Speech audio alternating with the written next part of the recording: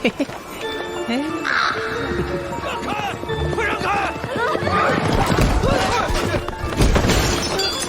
这么快啊！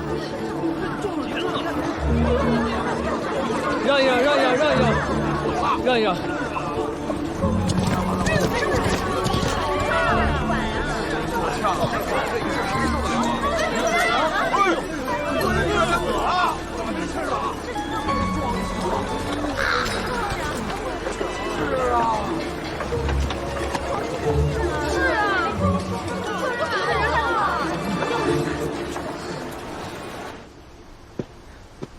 温捕头，好了吗？好了，多谢。咱们走吧。当真是太险了，你没被吓到吧？那被撞的那个人怎么样了？现在都没救了，当场就没了。老实点，老实。又是你呀，高公子。二位，大人呢？后院呢？带走。快！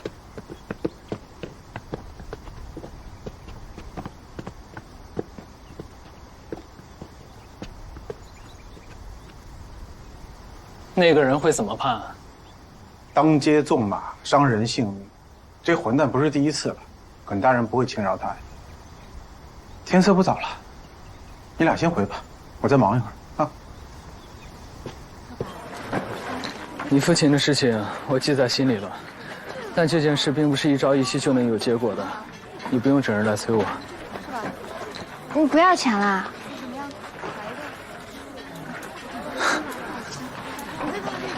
哎，我也不是催你，那人家俗话不是说了吗？一个人计短，两个人计长。我是想跟你商量一下，我们是不是应该先从这个换命妖查起？你说这换命妖到底是什么妖啊？他为什么胆子这么大？他都不怕死。好了，不要再说了，我已经到家了，你快回去吧。事情有什么进展，我会告诉你的。那明天。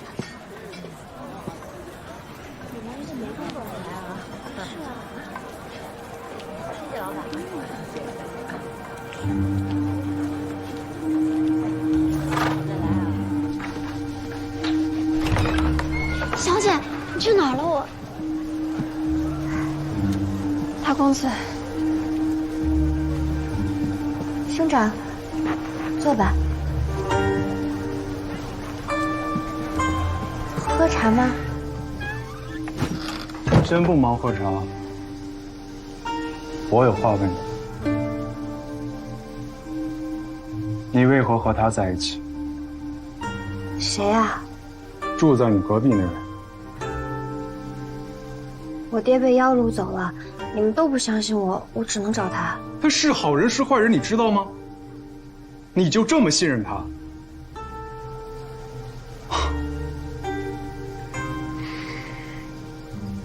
祖母病了，你可知道？大夫上门瞧过，说是忧思过度，郁结于心。怎么会啊？我走的时候还好好的。你也知道那是你走的时候，你一声不响的就离开家，连封书信都不曾来过。祖母已年过70，刚刚经历丧子之痛，还要整日担心你，茶饭不思，以泪洗面，如何不病？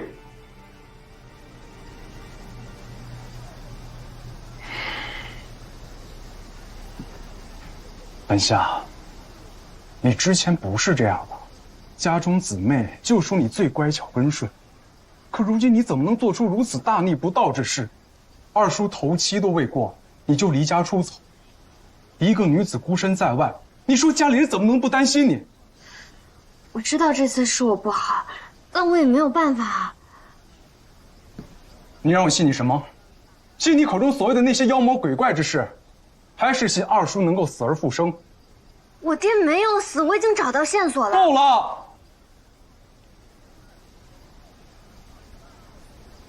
收拾东西，立刻随我回去。我不走。家里已经被你搅得天翻地覆了，你还想如何？今日必须跟我回去。哎，我不走，听着，我不走，你放开我！大公子，你是相信小姐吧？一开始我也不相信的。你让开！我不走，你别拉我！小姐，需要帮忙吗？这些是关于湾侯案的全部卷宗，你可以看看。官府卷宗为何会在你的手里？案子是我办的，所以能借出来。再加上段大人也是宫门中人，又与犯人关系匪浅，就不用避讳了。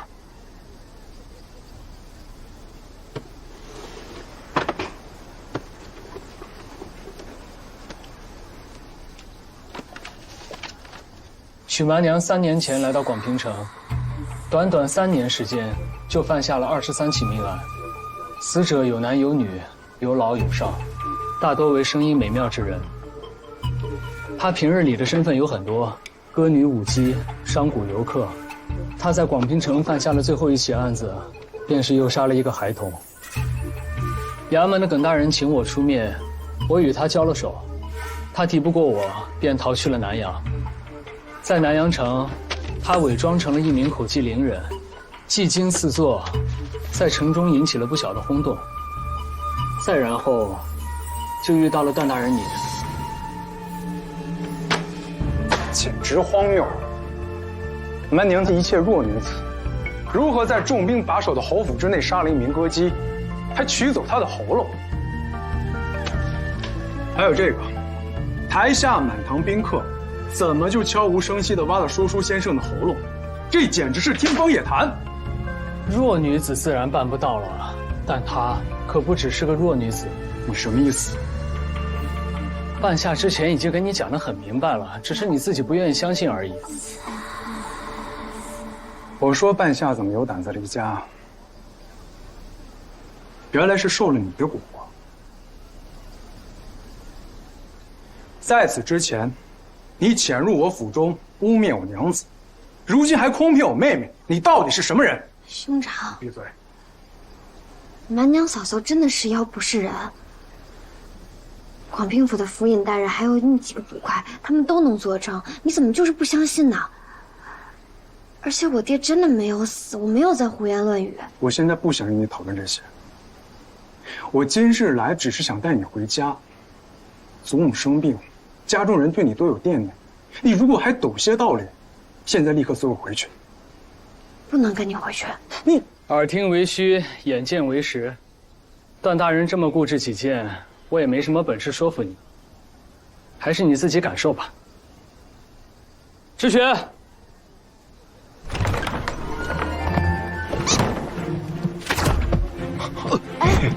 段大人，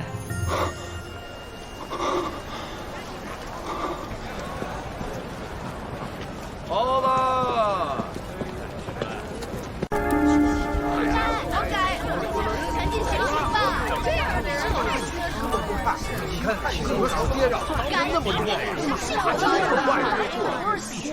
这小子昨天不是骂得挺欢的吗？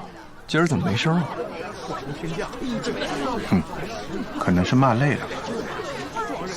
咱们耿大人也是胆大，连襄王爷的小舅子都敢对。那你知道咱们大人是谁的小舅子吗？谁的？大人姓耿，贵妃娘娘也姓耿。哦。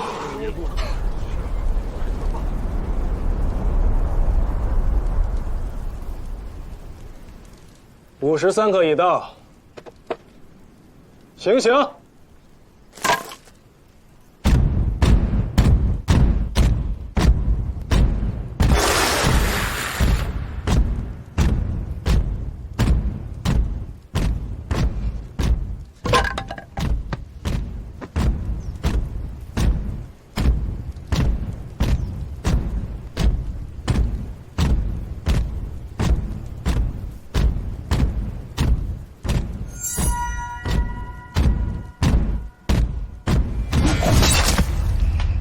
手摆在堂堂头，我给王者指条路，我劝王者你莫走南，南边有座火焰山，我劝王者你莫走西，西边干旱，气薄西。我劝王者你走中间，摇摇晃晃上，啊。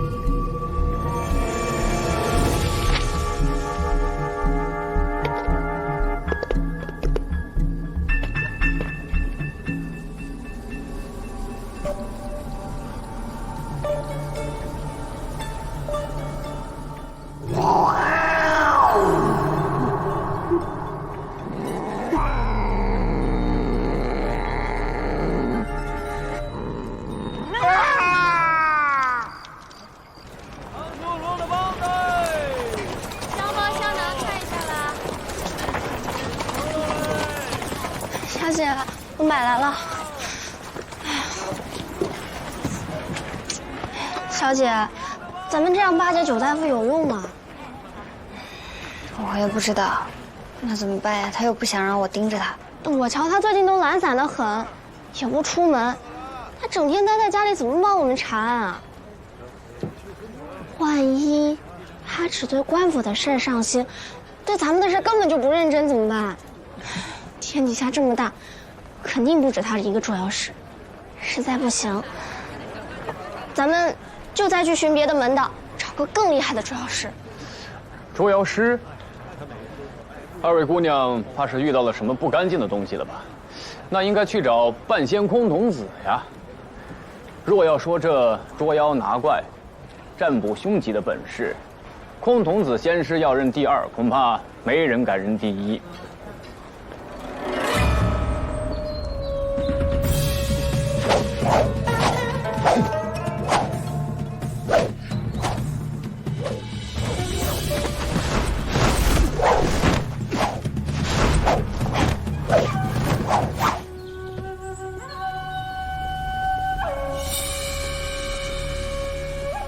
见过仙师。昨夜本仙师夜观天象，得见乾坤气清，瑶光星现，想必是有贵客登门，便是姑娘了。仙师过誉了。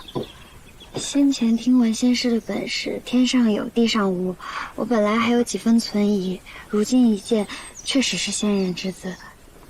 姑娘懂剑？啊，我不懂，但我少时读过书，书上记载有一种高明的身法，名唤雀步飞，即是挪腾翻转之间，身姿飘逸灵动，肩膀却稳如泰山，即便鸟雀飞来停在肩上，也不会感受到震动，不愿飞走。我一直以为是作者的杜撰，没想到是真的。敢问姑娘何为雀步飞呀？不就在这儿吗？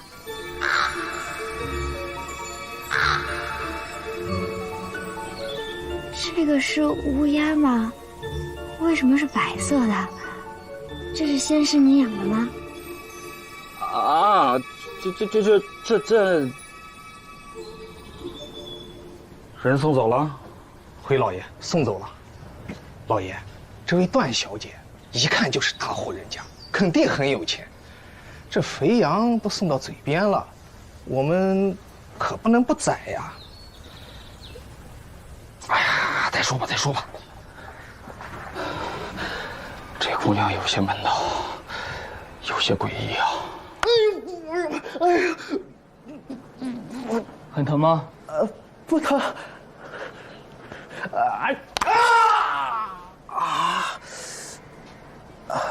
接上了。接上了。这几天你要多注意啊，不能干活，也不能提重物，回去要多休息几天。好。给，多谢九大夫。不客气，告辞。今年刚上线。哎，小姐，小姐，小姐，你等等我。半夏。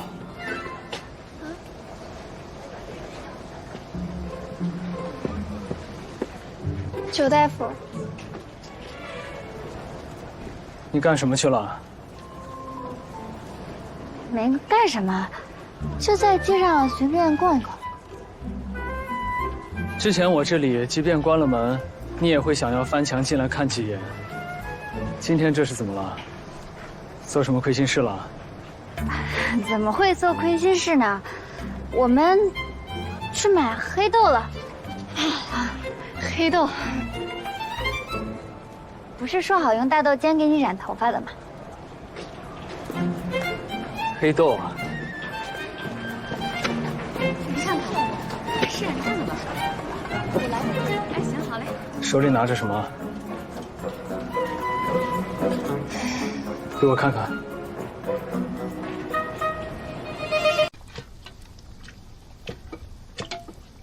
小姐，哎，小姐，你说九大夫会不会生我们的气啊？你说呢？那他会不会就不帮我们救老爷了呀？你不是说他为人懒散，对我们的事情也不上心？那位空童子的仙师才是真正的高人吗？我之前是那么觉得的嘛，可是后来仔细一想，空童子仙师的本事咱们也没有见识过，可九大夫却是实实在在能打妖的。咱们下家没找好，就把到手的大腿给丢了，是不是太亏了你？放心，这大腿啊跑不了。差不多了啊。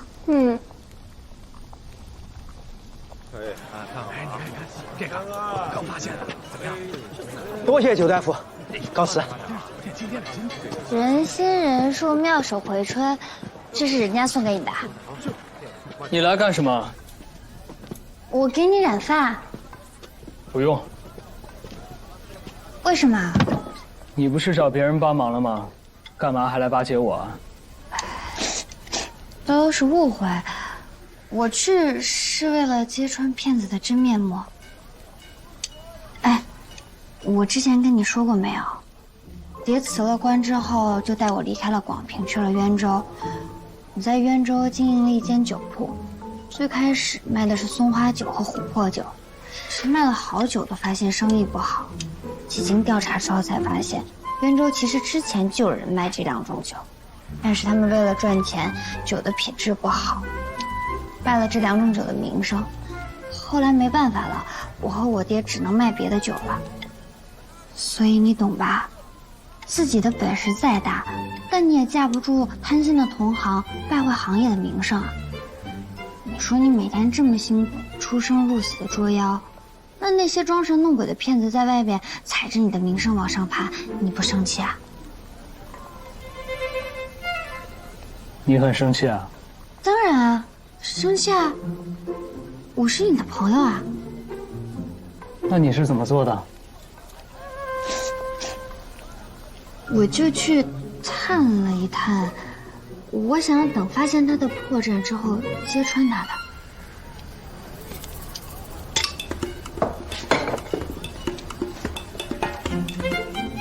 玄野，玄野，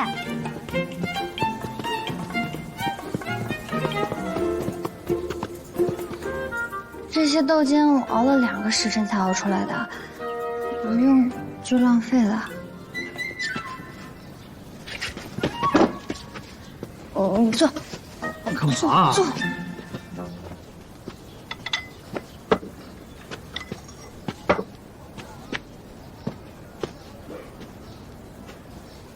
我爹说了，人有了白头发就会显得不精神。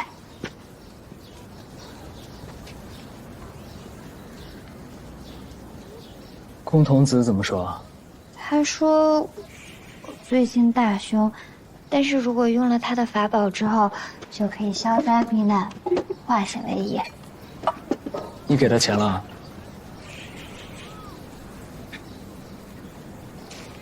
意思意思。我已经让赤雪出去打探那个换命妖的下落了。我这个人既然答应了，就绝不食言。我有我做事的方式。你既然选了我，就要相信我。定是相信你的。那就安心的等，别急，不准再找任何其他人了。啊，知道了。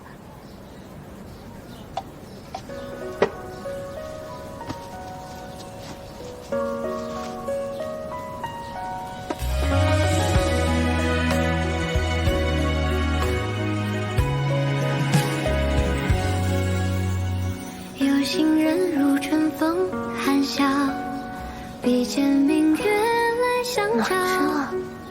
无需多言，我已知晓，情丝如墨，时光迢迢。有心人愿暮暮朝朝，皆低头耳语悄悄。恰是相思正好，风月无边，温柔将你我牵连。不好意思啊。人只手与你赴一约，找到了。心弦撩动心弦，十分好人间，三分愉悦，与七分和你相见。当心事浸染了流年，只盼与你共婵娟。萦绕的村川，珍藏人情缘，蓦然回首间有你在我身边。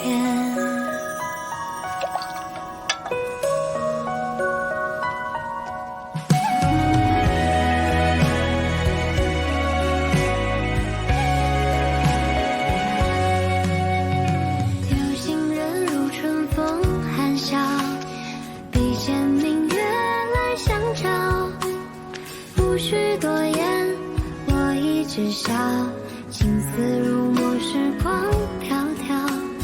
有心人愿暮暮朝朝，皆低头耳语悄悄。恰是相思正好，风月无边，温柔将你我牵连。怎么流的到处都是？人只手与你赴一约，乱来心弦撩动心弦。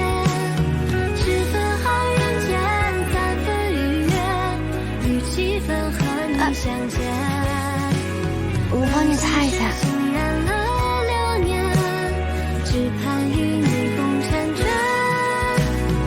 萦绕的村川，珍藏人情缘，蓦然回首间有你在我身边。我自己来吧。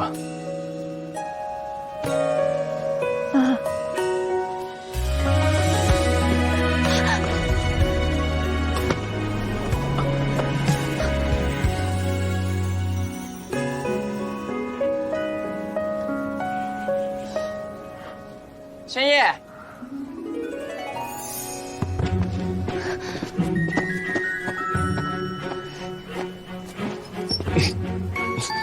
你们在干嘛呀？怎么抱在一起？我在给轩烨染发。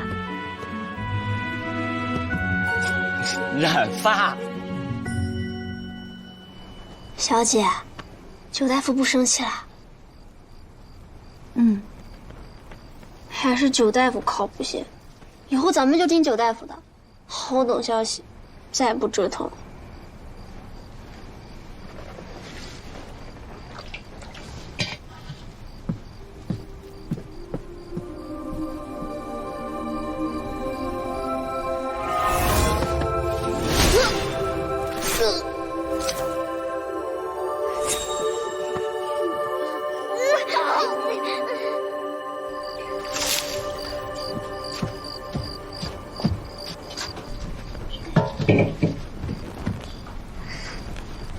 明昭，你说轩烨有没有可能就是蛮英啊？什么？蛮英你不记得啦？哦，我记得呀，那不是小姐你做的梦吗？是，之前你们都说我得病了，这世界上不可能有妖，说是我的一场梦。但现在已经证实了这世上有妖啊，那有没有可能我说的是真的，满英也是真的？哈哈哈，是真的。那就算那场梦是真的，满英也是真的。那小姐你怎么知道裘大夫就是满英呢？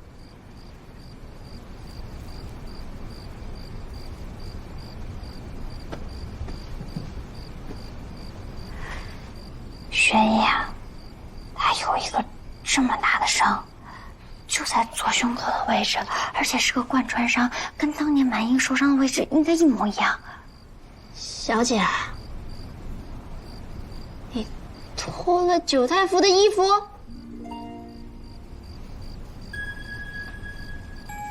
重点不是这个。小姐，你是定了亲的人啊，你怎么能随意脱陌生男子的衣服呢？嘘，怎么就是陌生男子了？我们关系挺熟的。那你也不能脱人家的衣服呀。那我也不是故意的呀。小姐，我知道你不喜欢李家公子，但这事是老爷定的，在你没有把这件事情处理好之前，就算你喜欢上了别人，也只能在心里默默的喜欢，怎么能动手动脚呢？什么叫动手动脚？你有没有动手动脚，你自己心里清楚。反正我会替老爷盯着你的。谁是小姐啊？谁是小姐？谁是？就盯着你！赶快把东西拿走！走了，小姐，你别做梦了。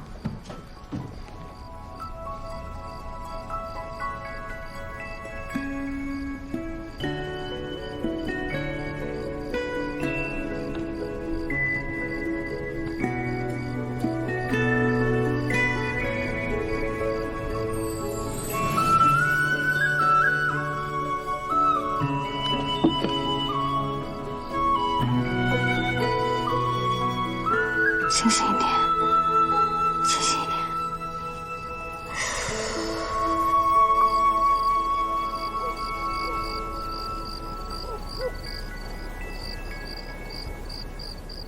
仙叶，我查到画面妖的消息了。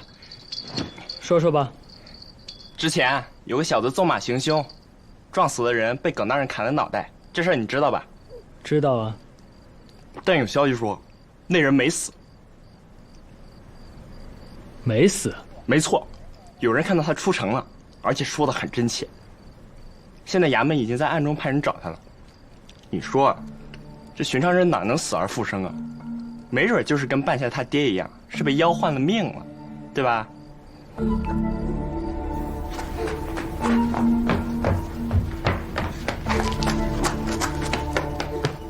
不好了，小姐出事了！什么事情啊？这么慌张？昨日咱们见过的那位空童子仙师死了。死了？嗯，我刚才买菜经过，见他家挂了幡子，上前一问才知道，他昨晚起夜跌了一跤，就这么摔死了。多奇怪啊！他昨天还舞刀弄枪的像个练家子，竟然起夜摔死了。敢问姑娘，何为却不飞呀？不就在这儿吗？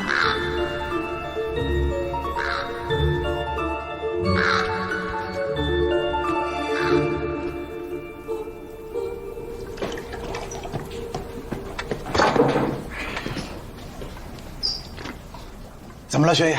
衙门正忙着呢。我就是有一件事情想要问问你。啊？那个当街纵马撞死人的纨绔，真的死而复生了？你也听说了？啊？怎么？他前几日不是被砍了头吗？可这几天又有传言说他没死，我们都没上心，只有幽皇当回事儿，正找人调查呢。无风不起浪。这莫非世上真有起死回生之事？未必是起死回生，很可能你们砍的那个人根本就不是他。这不可能，我亲自验的人。好了，你先回去吧。这件事如果有后文，及时来告诉我。啊。白色乌鸦，出现白色乌鸦人就会死。白色。哎，半夏，你这么着急，去哪儿啊？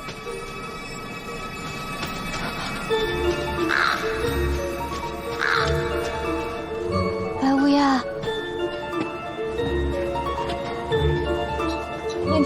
了白乌鸦。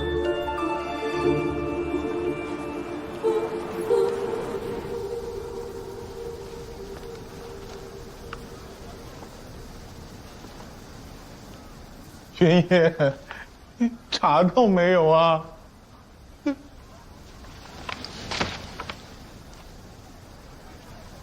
白霞，那个乌鸦大仙，他还在吗？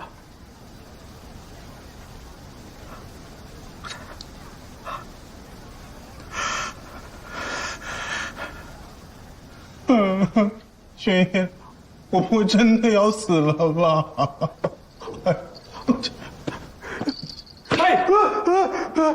夜王要你3个字。不容易死，别闹了，吓死我了你！可是我不明白，为什么白乌鸦出现就会有人要死啊？那日在赤王川的幻境中，他曾经驱使白乌鸦攻击我们。我当时以为只是他的妖术，但没想到，这白乌鸦竟然是他的半生妖物。那不对呀！我和那位赤王川大仙远日无仇，近日无怨，他要害也是害你呀，怎么到我身上来了呀？白乌鸦仅仅是一种灵物，并没有害人的本事。什么意思啊？也就是说，死亡是因，白乌鸦是果，是因为你的命数已到，它才会出现，并不是因为它的出现，你才会死。所以白乌鸦出现，只是预示人死亡，不会致人死亡。没错。那也不对呀，这不是跟他能看到妖怪的眼睛一样吗？这是好事儿啊！怎么，那个赤望川觉得她漂亮，喜欢她，把半生妖送给她了？你以为能看见死亡是一种馈赠啊？不是，这是一种诅咒。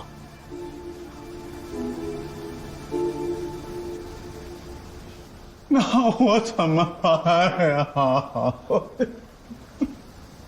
你别太担心，也不是说看见白乌鸦就马上会死的，多久死啊？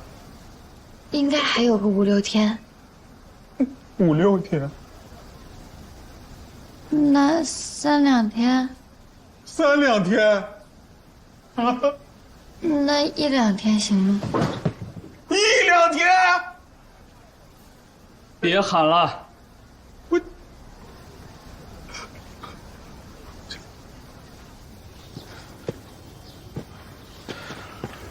玄爷，你是不是想到办法了？我就知道你一定有办法。不枉我跟你兄弟这么多年。来来来，砍死他，砍死他！来来来。白乌鸦是灵体，我杀不了他。而且他只是个预兆，杀了他根本解决不了任何的问题。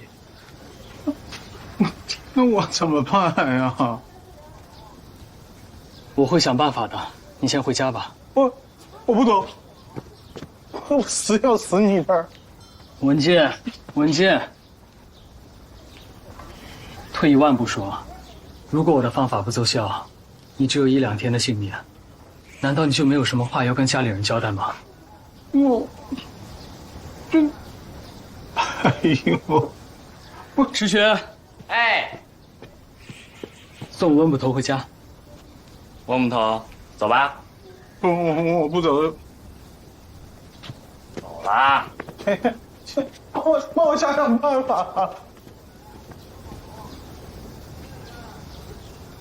你也回去吧。白乌鸦的事情，你先不用放在心上。这个东西和其他的药物不同，不会伤害你。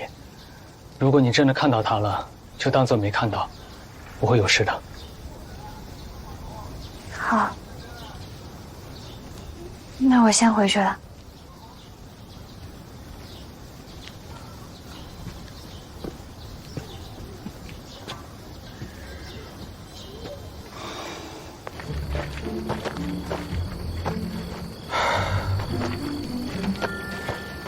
别叹气，叹气也没什么用，该死还是得死的。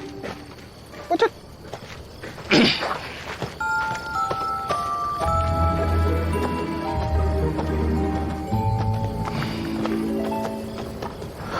娘子，你还知道回家？你是不是又去赌钱去了？这次又输了多少啊？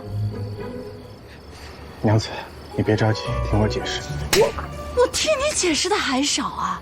你什么德行我不知道啊！我真是瞎了眼了！我看着你这死胖子，师轩，你帮我解释一下。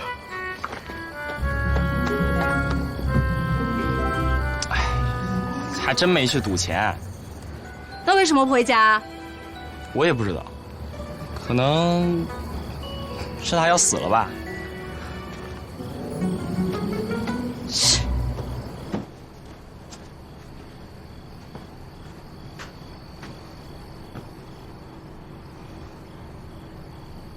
看着我干嘛？你不是挺能说瞎话的吗？继续编。娘子，我要死了。别着急，听我把话说完。行，你说，你继续说，说吧。其实之前老师跟你说输钱都是骗你的，我多精啊！我能不懂十赌九输的道理吗？我就是喜欢银子，想攒点私房钱。那些钱呢，我都放在了茅房的空砖里。娘子，你还年轻，等我死了，找个好人嫁了。文姐。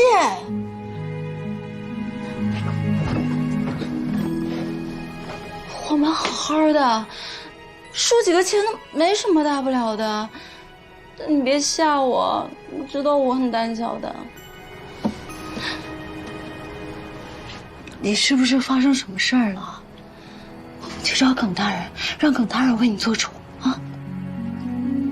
这件事，耿大人帮不了我。是有人来寻仇吗？一时解释不清楚。反正这次车险难逃了。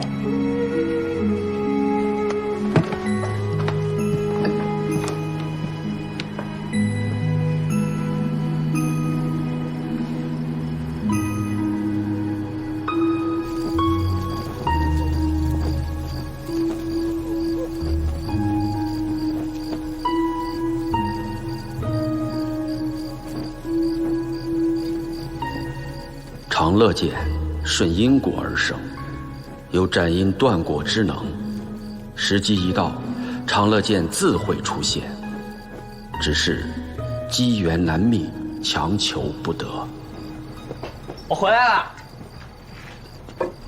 路上可还平安？平安。可是到了家就不一定了。他娘子说要把他大卸8块，我看他还挺认真的。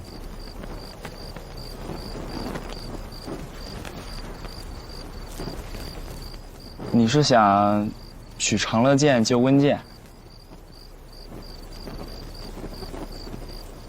可惜因果未到，他依旧迟迟不肯现身。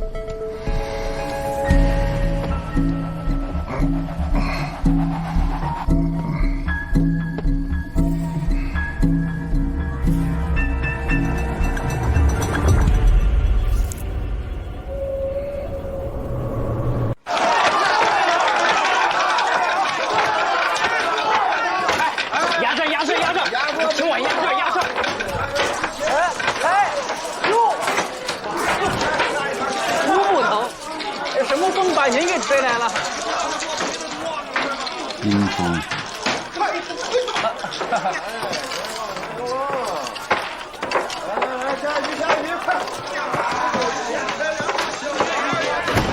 往哪跑？广平。没事，别跑啊！别动！高升呢？他不是死了吗？死了。对，死了。我怎么听说2日前你与人饮酒，说高升死而复生，还与你把酒言欢？怎么现在又死了？酒后胡言，能当真啊？说不说？我说，我原以为他死了，忽然乍一见面还吓我一跳。喝酒时他才告诉我，是他娘使了些手段才让他逃过一劫。他人在哪儿？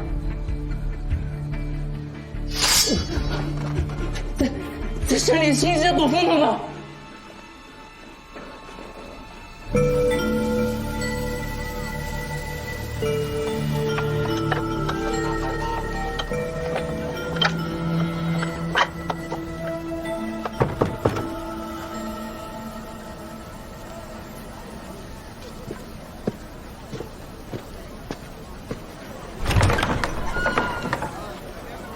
你来了。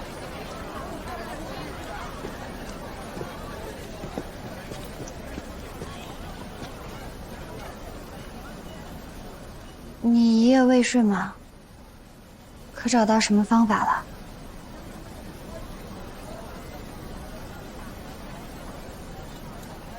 我们先去温倩家，你等我一下。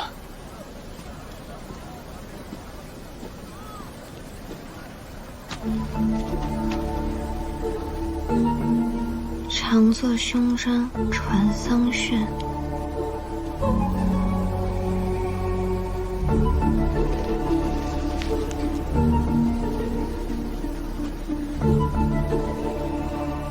走吧。好。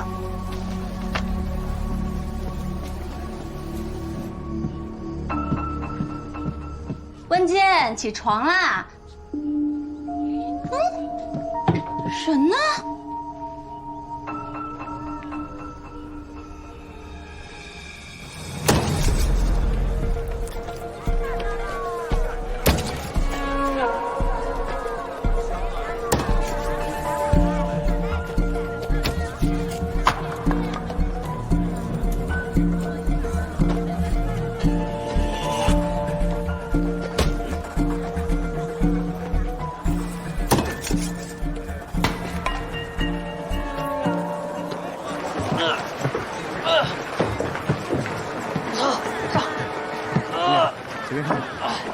慢点儿。再高一些。高一些。对。往左，歪了。左。哎，别在这看热闹，赶紧走开啊！那不是温捕头吗？哎，打人了！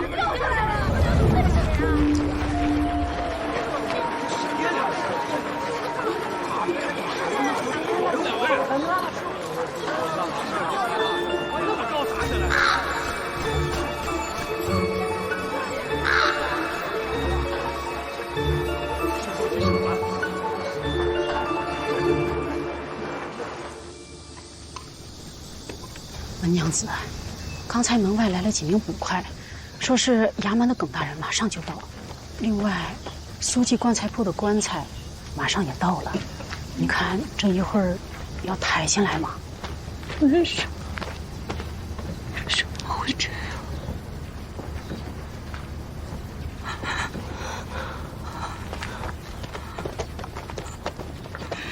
温嫂嫂。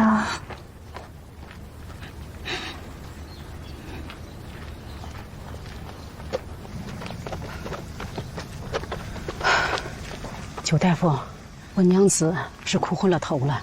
你与温健向来关系不错，要不然您给出个主意吧。为什么会这样？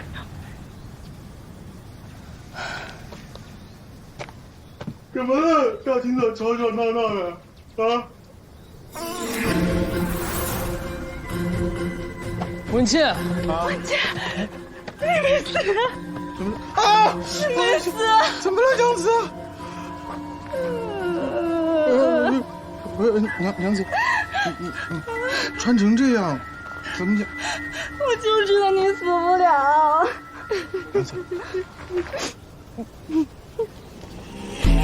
娘子，娘子。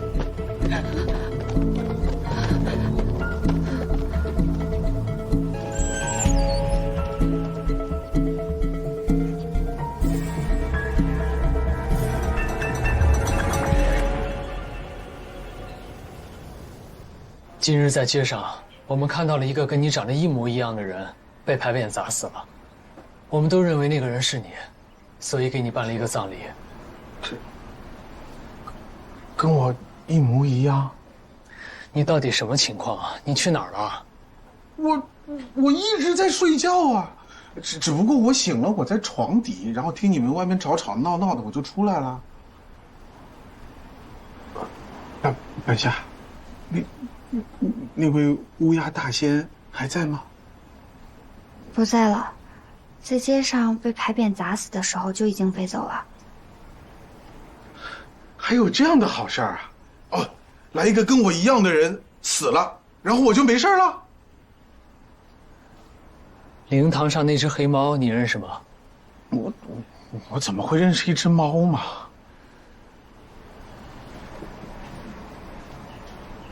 小桑，你认识吗？娘子。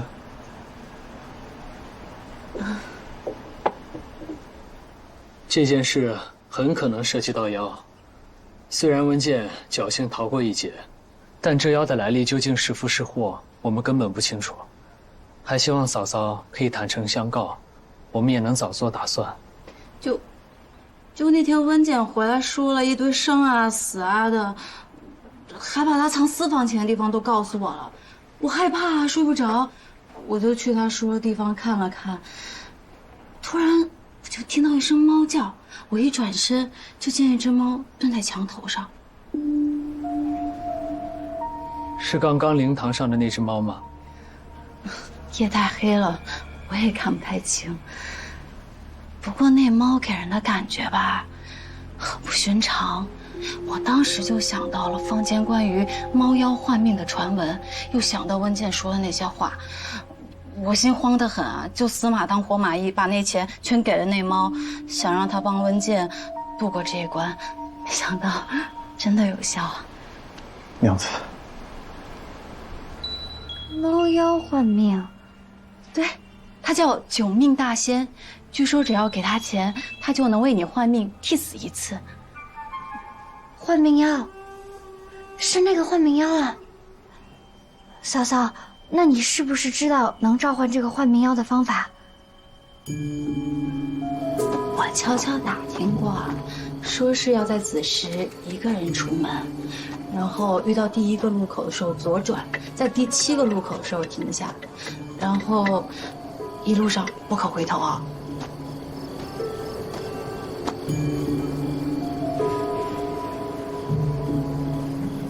怎么半夏那么久还没来？不会有什么意外吧？小女子半夏诚心祷告，劳请九命大仙前来相见。小女子半夏诚心祷告。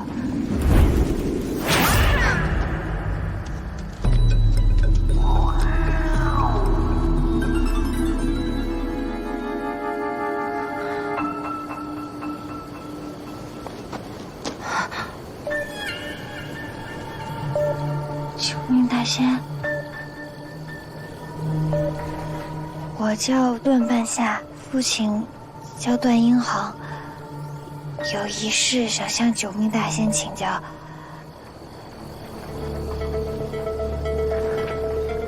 1个月前，南阳城蓬莱巷左起第3户民宅起了一场大火，我爹是否向你借了一命，在火灾中假死脱身，以逃脱禁妖的掳劫？救命大仙！半夏，玄爷，我刚才看见九明大仙了。